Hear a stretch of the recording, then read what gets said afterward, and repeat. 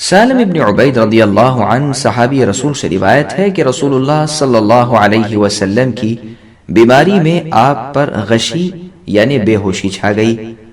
جب ہوش آیا تو رسول اللہ نے پوچھا، کیا نماز کا وقت ہو گیا ہے؟ لوگوں نے کہا جی ہاں۔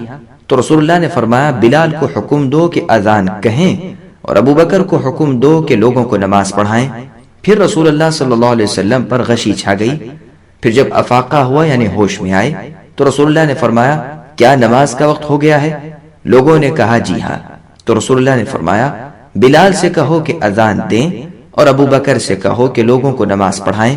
پھر آپ پر غشی چھا گئی۔ جب افاقہ ہوا یعنی آپ ہوش میں آئے تو آپ نے فرمایا، بلال سے کہو کہ اذان دیں اور ابو بکر سے کہو کہ لوگوں کو نماز پڑھائیں۔ تو ام المؤمنین عائشہ رضی اللہ عنہا بولی، اے اللہ کے رسول، میرے ابا ابو بکر رضی اللہ عنہ بڑے نرم دل اور افسوس کرنے والے ہیں۔ جب نماز پڑھانے کے لیے آپ کی جگہ پر کھڑے ہوں گے تو رونے لگیں گے، لہٰذا وہ نماز پڑھانے کی استطاعت نہیں رکھتے، آپ کسی دوسرے شخص کو حکم دے دیں۔ پھر رسول اللہ صلی اللہ علیہ وسلم پر غشی چھا گئی۔ جب افاقہ ہوا تو فرمایا، بلال سے کہو کہ اذان دیں اور ابو بکر کو کہو کہ لوگوں کو نماز پڑھائیں۔ تم تو ان عورتوں کی طرح ہو جو یوسف علیہ السلام کو دیکھنے کے لیے جمع ہو گئی تھیں۔ پھر بلال رضی اللہ عنہ کو حکم دیا گیا تو انہوں نے اذان کہی اور ابو بکر رضی اللہ عنہ کو حکم دیا گیا تو انہوں نے لوگوں کو نماز پڑھائی۔ پھر رسول اللہ صلی اللہ علیہ وسلم نے بیماری میں کچھ ہلکا پن اور نرمی محسوس کی تو فرمایا، میرے لیے کوئی ایسا آدمی دیکھو جس کا میں سہارا لے سکوں۔ پھر بریرہ رضی اللہ عنہ اور ایک دوسرے آدمی آئے تو آپ نے ان کا سہارا لیا۔ پھر جب ابو بکر رضی اللہ عنہ نے آپ کو دیکھا تو پیچھے ہٹنے لگے۔ رسول اللہ نے اشارہ کیا کہ اپنی جگہ ٹھہرے رہو، حتیٰ کہ ابو بکر رضی اللہ عنہ نے نماز پڑھائی۔ پھر بعد میں رسول اللہ صلی اللہ علیہ وسلم فوت ہو گئے تو عمر رضی اللہ عنہ نے کہا، اللہ کی قسم، اگر میں نے کسی کو یہ کہتے ہوئے سنا کہ رسول اللہ صلی اللہ علیہ وسلم فوت ہو گئے ہیں تو میں اسے اپنی اس تلوار سے مار ڈالوں گا۔ عام لوگ امی ان پڑھ تھے، ان میں سے پہلے کوئی نبی بھی نہیں آئے تھے، لہٰذا لوگ خاموش ہو گئے۔ پھر کہا، اے سالم، رسول اللہ صلی اللہ علیہ وسلم کے ساتھی ابو بکر کے پاس جاؤ اور انہیں بلا لاؤ۔ میں ابو بکر رضی اللہ عنہ کے پاس آیا اور وہ مسجد میں تھے۔ میں خوف و دہشت کی وجہ سے روتے ہوئے آیا۔ انہوں نے مجھے دیکھا تو کہا، کیا رسول اللہ صلی اللہ علیہ وسلم فوت ہو گئے ہیں؟ میں نے کہا، عمر رضی اللہ عنہ تو کہتے ہیں کہ اگر میں نے کسی کو یہ کہتے ہوئے سنا کہ رسول اللہ صلی اللہ علیہ وسلم فوت ہو گئے ہیں تو میں اسے اپنی تلوار سے مار ڈالوں گا۔ ابو بکر رضی اللہ عنہ نے مجھے کہا، چلو، تو میں آپ کے ساتھ چلا۔ پھر وہ آئے اور لوگ رسول اللہ کے پاس داخل ہو رہے تھے۔ انہوں نے کہا، لوگوں، میرے لیے جگہ خالی کرو۔ تو لوگوں نے ان کے لیے جگہ خالی کر دی۔ وہ آئے اور رسول اللہ پر جھک گئے اور چھو کر سورہ زمر کی آیت رقم 30 انک میت و انہم میتون تلاوت فرمائی، جس کا ترجمہ ہے، بے شک اے اللہ کے نبی آپ مرنے والے ہیں اور یہ لوگ بھی مرنے والے ہیں۔ پھر لوگوں نے ابو بکر رضی اللہ عنہ سے کہا، اے رسول اللہ کے ساتھی، کیا رسول اللہ صلی اللہ علیہ وسلم فوت ہو گئے ہیں؟ انہوں نے کہا، جی ہاں۔ تو لوگوں نے جان لیا کہ یہ بات سچ ہے کہ رسول اللہ صلی اللہ علیہ وسلم مر چکے ہیں۔ لوگوں نے کہا، اے رسول اللہ کے ساتھی، کیا رسول اللہ کی نماز جنازہ پڑھی جائے گی؟ انہوں نے کہا، جی ہاں۔ لوگوں نے کہا، وہ کیسے؟ انہوں نے فرمایا، لوگ حجرے میں یعنی نبی صلی اللہ علیہ وسلم کے کمرے میں داخل ہوں گے، پھر تکبیریں کہیں گے، درود پڑھیں گے، دعا کریں گے اور باہر آ جائیں گے۔ پھر دوسرے لوگ داخل ہوں گے، تکبیریں کہیں گے، درود پڑھیں گے اور دعا کر کے باہر نکل آئیں گے، اور تمام لوگ اسی طرح کریں گے۔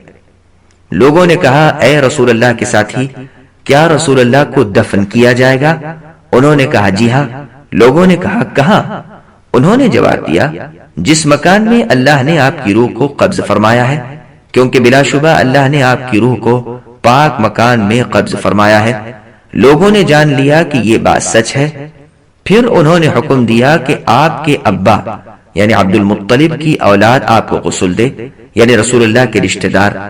مہاجرین مشورے کے لیے اکٹھا ہو گئے تو کہا، آئیے ہم اپنے انصاری بھائیوں کو بھی اس معاملے میں شریک کر لیں۔ پھر انصار صحابہ نے کہا، ایک امیر ہم انصار میں سے ہوگا اور ایک امیر آپ مہاجرین میں سے ہوگا۔ تو عمر بن الخطاب رضی اللہ عنہ نے یہ بات سن کر فرمایا، تم میں سے کون ہے جسے یہ تین فضیلتیں حاصل ہیں؟ دو میں سے ایک جب وہ دونوں غار میں تھے، جب وہ اپنے ساتھی سے کہہ رہے تھے ڈریے نہیں، اللہ ہمارے ساتھ ہے۔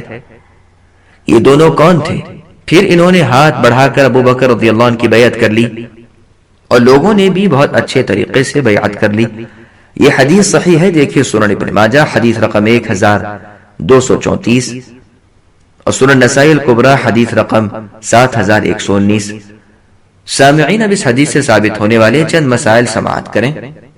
پہلا مسئلہ، رسول اللہ صلی اللہ علیہ وسلم نے وفات پائی، یعنی آپ کو موت آ چکی۔ دوسرا مسئلہ، رسول اللہ صلی اللہ علیہ وسلم کی نماز جنازہ بھی پڑھی گئی اور اس میں دعا بھی مانگی گئی۔ تیسرا مسئلہ، رسول اللہ صلی اللہ علیہ وسلم حجرہ عائشہ میں فوت ہوئے اور اسی حجرے میں آپ کی قبر بنائی گئی۔ چوتھا مسئلہ، نبی جہاں فوت ہوتے تھے وہیں ان کی قبر بنتی تھی۔ پانچواں مسئلہ، ابو بکر صدیق رضی اللہ عنہ رسول اللہ صلی اللہ علیہ وسلم کے نائب امام تھے اور بعد میں جمہور صحابہ کرام رضی اللہ عنہم نے انہیں خلیفہ تسلیم کر کے بیعت کر لی۔ چھٹا مسئلہ، چاہے کتنا ہی بڑا عالم ہو اسے اجتہادی غلطی لگ سکتی ہے، جیسا کہ سیدنا عمر رضی اللہ عنہ نے نبی صلی اللہ علیہ وسلم کی موت کا انکار کر دیا تھا، حالانکہ نبی صلی اللہ علیہ وسلم فی الواقع مر چکے تھے۔ ساتواں مسئلہ، جب دلیل مل جائے تو فوراً رجوع کر لینا چاہیے، جیسا کہ سیدنا عمر رضی اللہ عنہ نے فوراً رجوع کر لیا تھا۔ آٹھواں مسئلہ، سیدنا ابو بکر صدیق رضی اللہ عنہ بہت بڑے عالم اور بڑی فضیلتوں والے تھے۔ نواں مسئلہ، مسئلہ معلوم نہ ہو تو عالم سے پوچھ لینا چاہیے۔ دسواں مسئلہ، جب اجتہادی تعویل کی وجہ سے رسول اللہ صلی اللہ علیہ وسلم کے حکم پر عمل نہ کیا گیا تو آپ نے اپنی ازواج مطہرات سے فرمایا تم ان عورتوں کی طرح ہو جن کا ذکر سیدنا یوسف علیہ السلام کے قصے میں آیا ہے۔ آپ نے یہ بات بطور انکار اور ناراضی فرمائی تھی، یعنی چوں و چرا نہ کرو بلکہ فوراً میری بات پر عمل کرو۔ ظاہر یہی ہوتا ہے کہ یہ ربانی حکم تھا جس پر عمل ضروری تھا۔ 11واں مسئلہ، رسول اللہ صلی اللہ علیہ وسلم نے جس آدمی کا سہارا لیا تھا اس کا نام نوبہ، علی، عباس، فضل بن عباس یا اسامہ بن زید رضی اللہ عنہ تھا۔ انس بن مالک رضی اللہ عنہ سے روایت ہے کہ جب رسول اللہ صلی اللہ علیہ وسلم نے موت کی سختی محسوس کی تو فاطمہ رضی اللہ عنہا آپ کی بیٹی نے فرمایا ہائے رسول اللہ کی تکلیف، تو نبی صلی اللہ علیہ وسلم نے فرمایا تمہارے ابا پر آج کے بعد کوئی تکلیف نہیں ہوگی، تمہارے ابا پر وہ وقت آ چکا ہے جس سے کسی کو چھٹکارا نہیں، یعنی موت کا وقت، اور اب حقیقی ملاقات قیامت کے دن ہوگی۔ یہ حدیث صحیح ہے، دیکھیے سنن ابن ماجہ حدیث رقم 1629۔ انس بن مالک رضی اللہ عنہ سے روایت ہے کہ میں نے رسول اللہ صلی اللہ علیہ وسلم کو آخری بار اس وقت دیکھا جب سوموار کے دن آپ نے پردہ ہٹایا، میں نے آپ کا چہرہ مبارک دیکھا، گویا قرآن کا سفید ورقہ تھا اور لوگ ابو بکر رضی اللہ عنہ کے پیچھے نماز پڑھ رہے تھے۔ پھر آپ نے اشارہ فرمایا کہ اپنی جگہوں پر ٹھہرے رہو۔ ابو بکر رضی اللہ عنہ لوگوں کو نماز پڑھا رہے تھے، پھر آپ نے پردہ گرا دیا اور اس دن کے آخری حصے میں فوت ہو گئے، یعنی آپ کو موت آ گئی۔ یہ حدیث صحیح ہے، دیکھیے صحیح بخاری حدیث رقم 680۔ سامعین اب اس حدیث سے ثابت ہونے والے چند مسائل سماعت کریں۔ پہلا مسئلہ، اس حدیث بلکہ متواتر احادیث سے ثابت ہے کہ نبی کریم صلی اللہ علیہ وسلم نے وفات پائی، یعنی آپ پر موت کا وقوع ہوا، لہذا بعض لوگوں کا یہ گمان کہ رسول اللہ پر موت نہیں آئی اور آپ فوت نہیں ہوئے بلکہ آپ کی روح آپ کے جسم مبارک میں ہی روک دی گئی، بے دلیل اور باطل ہے۔